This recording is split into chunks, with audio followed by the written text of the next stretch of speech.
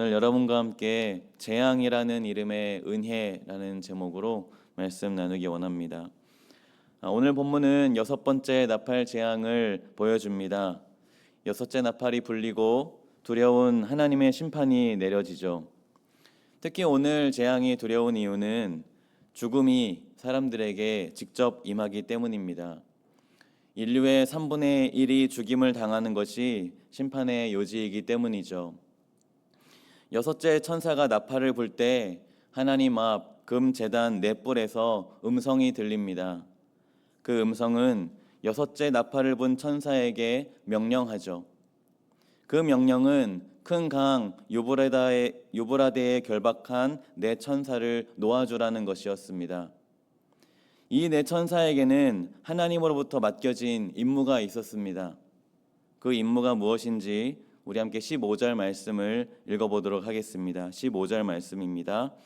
네 천사가 놓였으니 그들은 그 년 월 일시에 이르러 사람 3분의 1을 죽이기로 준비된 자들이더라. 네 천사가 결박에서 놓이게 된 이유는 사람 3분의 1을 죽이기로 준비되어 있었기 때문입니다. 여기에서 우리가 기억해야 할 것이 있습니다.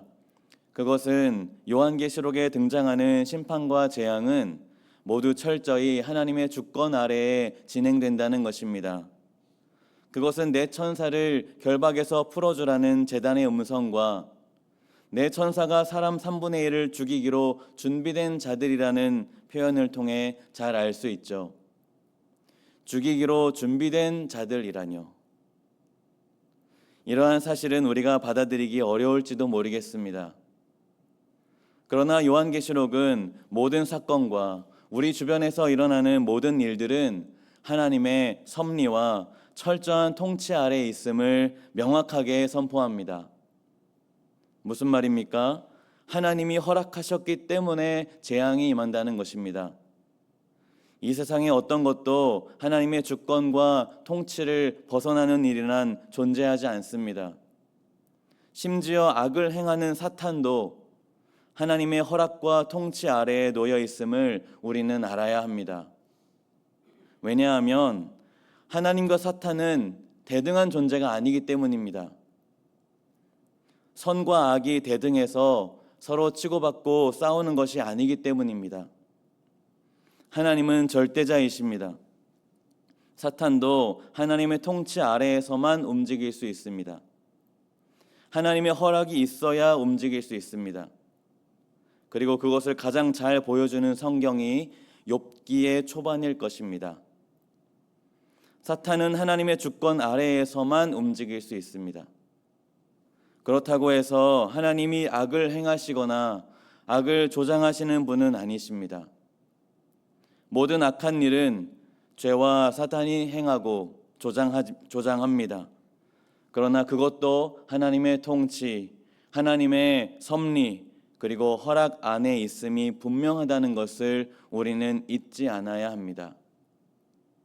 사실 모든 것이 하나님의 통치와 섭리 아래에 있다는 것은 우리에게는 위로를 줍니다.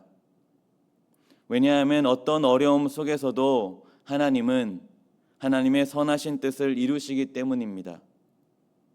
그러므로 우리가 하나님의 주권을 신뢰한다면, 하나님께서 모든 것을 통치하고 계심을 믿는다면 어려움 앞에서 두려워할 이유가 많이 사라지게 됩니다. 하나님의 선하신 뜻을 우리는 신뢰하기 때문입니다. 우리 앞에 혼란과 전쟁, 그리고 악의 세력이 존재할지라도 그 모든 것은 하나님의 다스리심 아래에 있습니다. 그러므로 우리는 어려움이 닥칠 때마다 실망하고 낙심하기보다는 욥처럼 하나님을 바라보고 욥처럼 하나님을 향한 믿음을 놓지 않게 되기를 축복합니다. 본문으로 돌아와서 여섯 번째 나팔을 분 천사는 큰 강 유브라데에 결박되었던 네 천사를 풀어줍니다. 그리고 그들에게 맡겨진 권한을 행사하게 합니다. 그 일은 사람 3분의 1을 죽이는 것이었습니다. 그들이 큰 강 유브라데에 결박되어 있었다는 것은 큰 재앙이 임할 것이라는 하나의 상징적 의미입니다.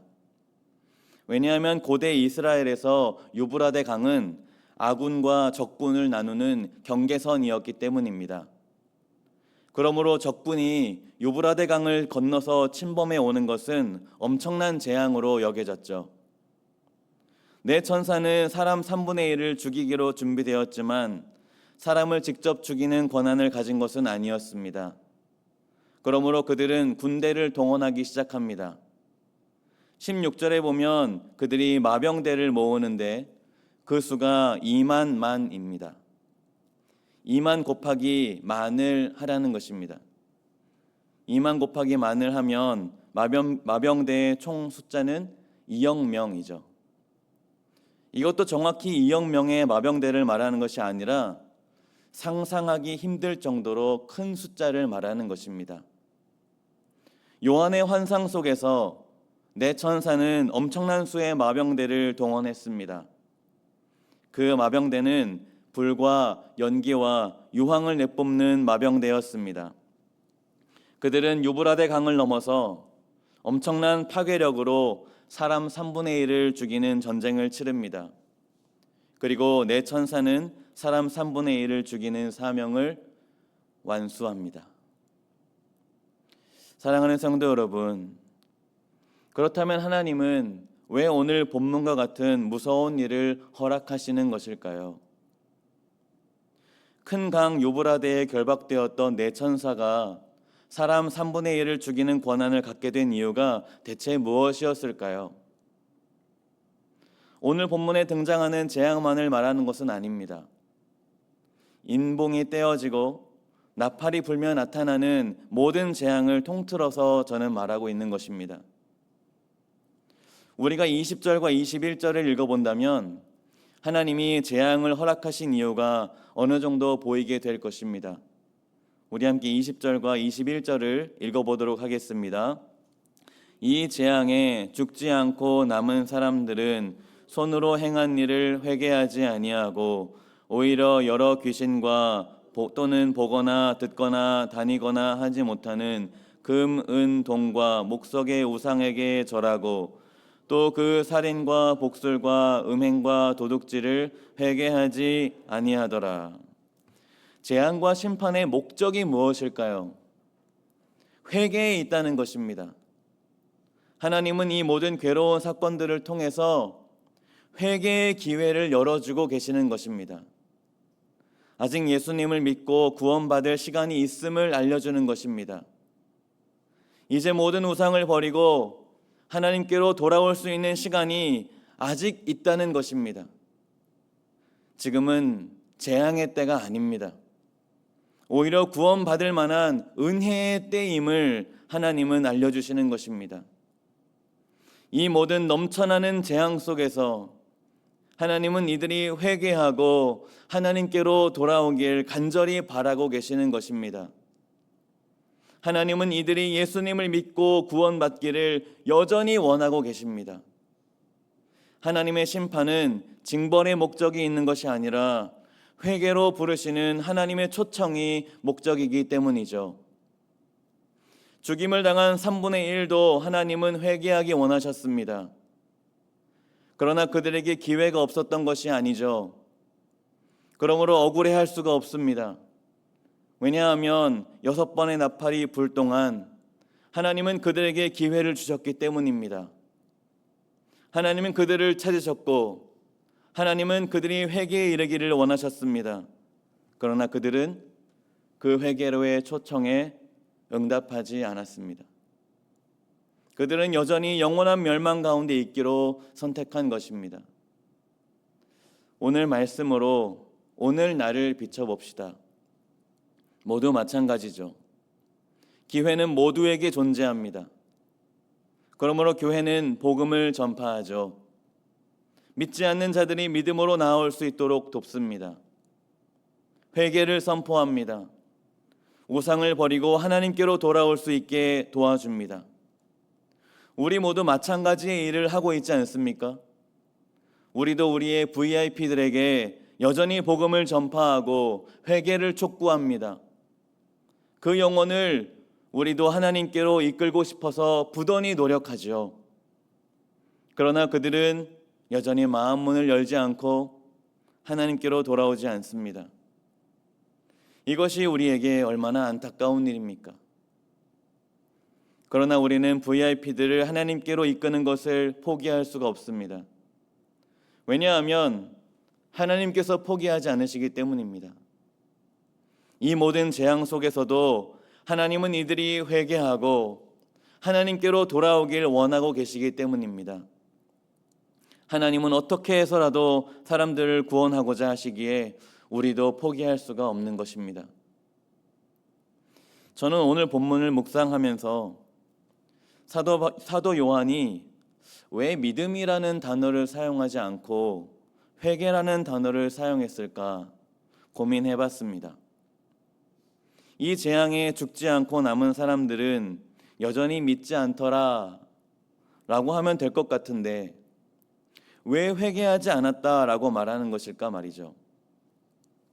묵상하다가 깨달은 사실은 이것은 믿는 사람들에게도 믿는다고 말하는 사람들에게도 경고하시기 위함이 아닐까 하는 생각이 들었습니다. 20절에서 말하는 손으로 행한 일은 우상 숭배를 의미하는 구약의 언어입니다. 사랑하는 성도 여러분, 우상 숭배가 뭐죠? 우리는 흔히 절에 안 가고 점 안 보고 제사 안 지내면 우상 숭배 안 한다고 생각할지 모르겠습니다. 그러나 여기에서 말하는 우상 숭배란 단지 그런 것을 말하는 것이 아닙니다.